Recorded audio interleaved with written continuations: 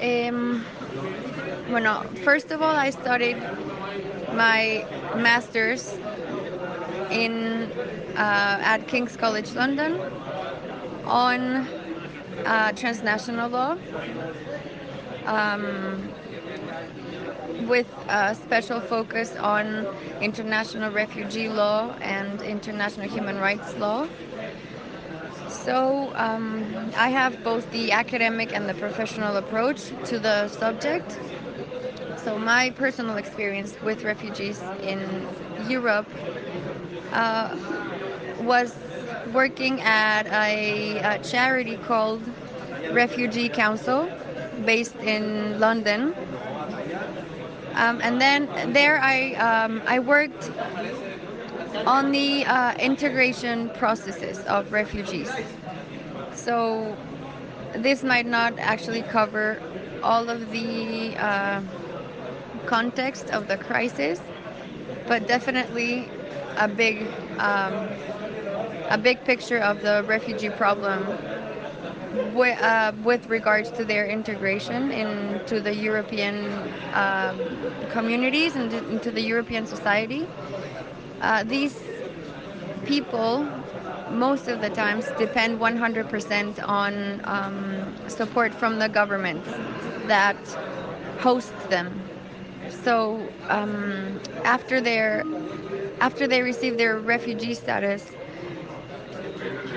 especially because of what I saw, I could tell there was a gap, a big legal gap between their refugee status determination and when they could actually have access to their rights as refugees. So once they received their status, they had to go through this bureaucratic limbo where they didn't quite have the permanent residence yet, so they couldn't access health or labor or welfare rights, even though they were already refugees. So that was one problem. Another problem is xenophobia, discrimination, politicization. We don't like what doesn't look like us. We're afraid of what's different from us. So even though in the UK there's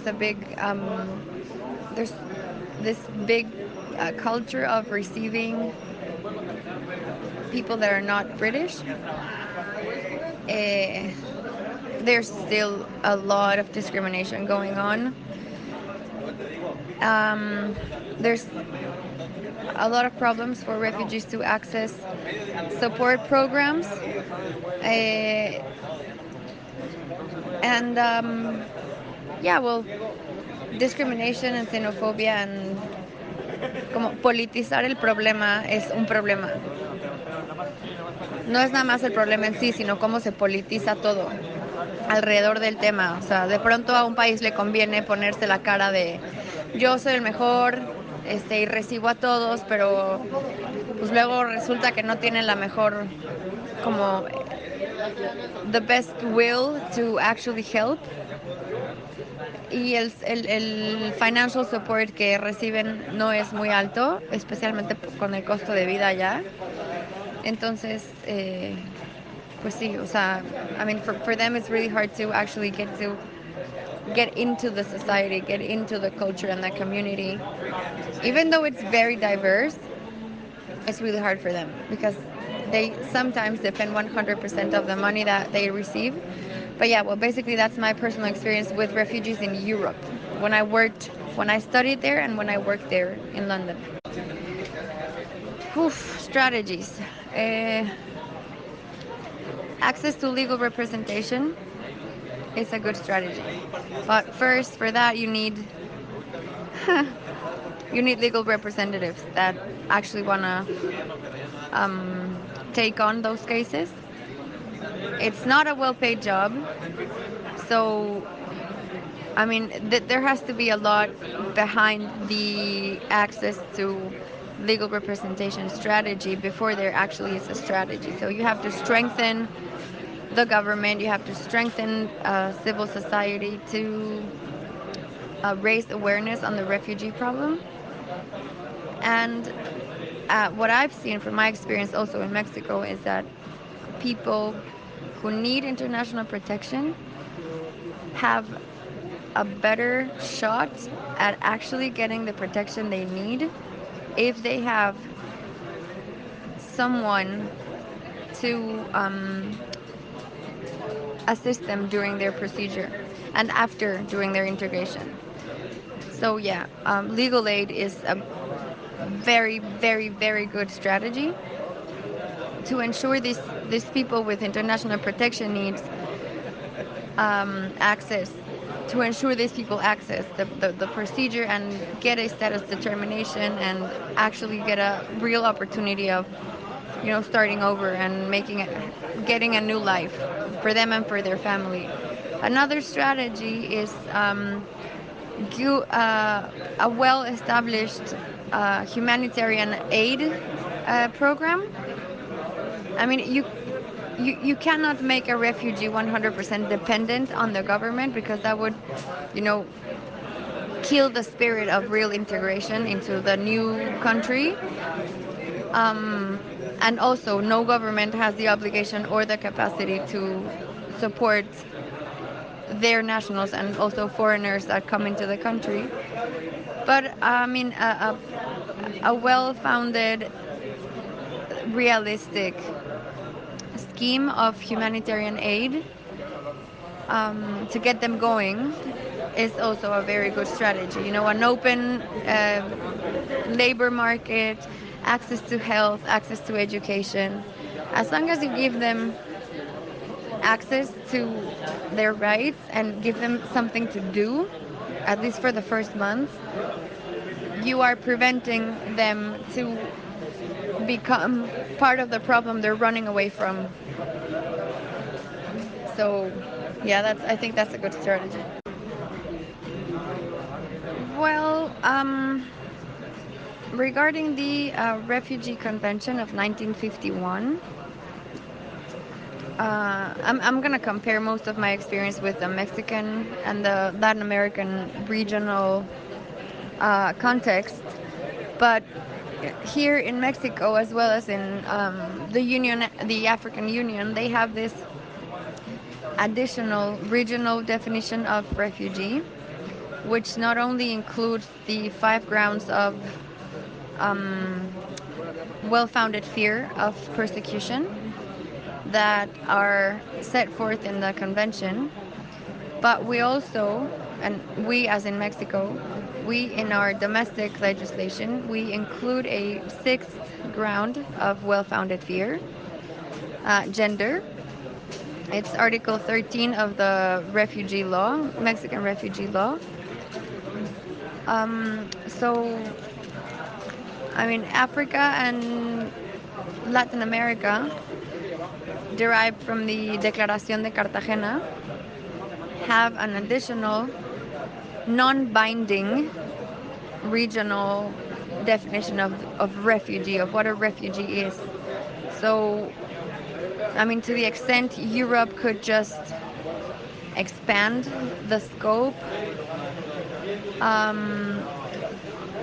in which a refugee could fit or could just fall under, apart from what is already set forth in the convention, that would give lots of refugees in different countries more opportunities to be recognized as refugees.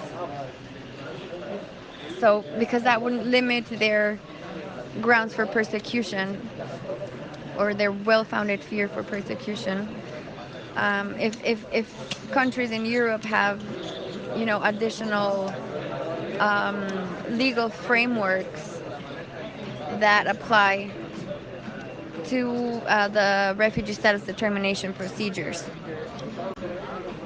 So, to the extent there is something more than just the definition of refugee from the 1951 convention, that definitely gives hope and more opportunities, real opportunities to uh, persons with international protection needs to actually get an opportunity to get protection.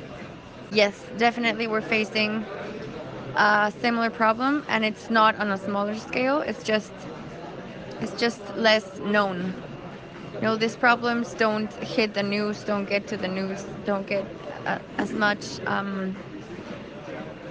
attention from TV networks and other governments because it's Latin America. That's a reality. The Syrian refugee crisis was on everyone's TV, was on everyone's smartphone.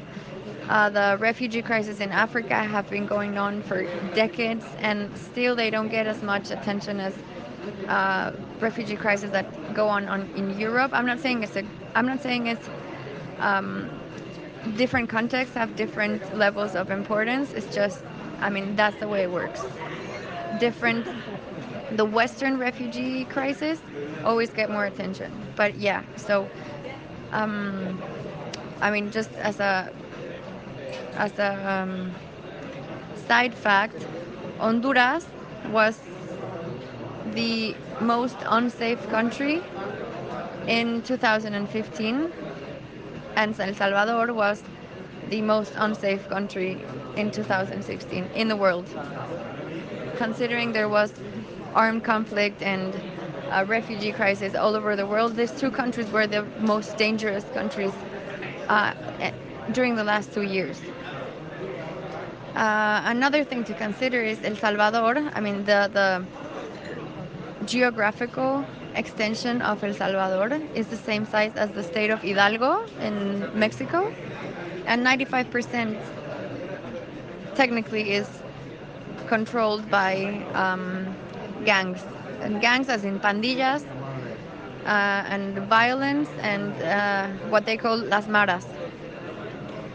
Uh, these people are fleeing persecution, they're fleeing forced recruitment, criminal activity, sexual and gender based violence, discrimination to the LGBTI community, um, violencia doméstica, se me olvidó el nombre. What else? Well, yeah, I mean, these people cannot really, really cannot stay in their country, and they need to find another alternative for themselves and for their family. So, what's going on now is Hondurans and Salvadorans and Guatemalans as well are crossing international borders, risking their lives by running from that violence and then crossing this other territories and then getting into Mexico to seek international protection. Uh, there's a lack of information for these people. They don't know they have this right to seek asylum.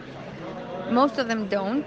So there's a big obligation of Mexico to make this information available to them, and also give them real access to a asylum procedure. So yes, we are facing a very complex situation, regional situation in Mexico. I would say that one very important difference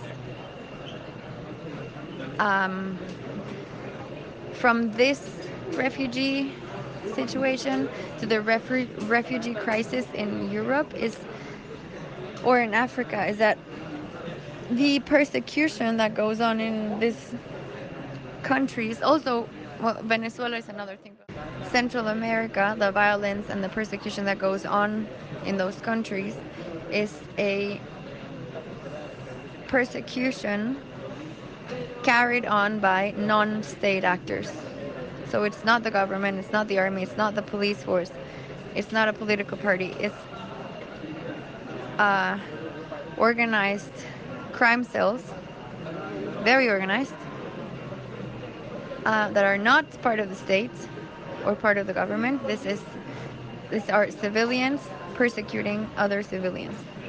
So in other countries, the persecutor is the state. So that will make a state actor persecution. And here in these countries, it's a non-state actor persecution. Because the gangs, uh, even though they have pretty much control of all, all of the territory and the homicide epidemic going on in those countries is really serious. It's not the state that's persecuting the people. It's other civilians just like them.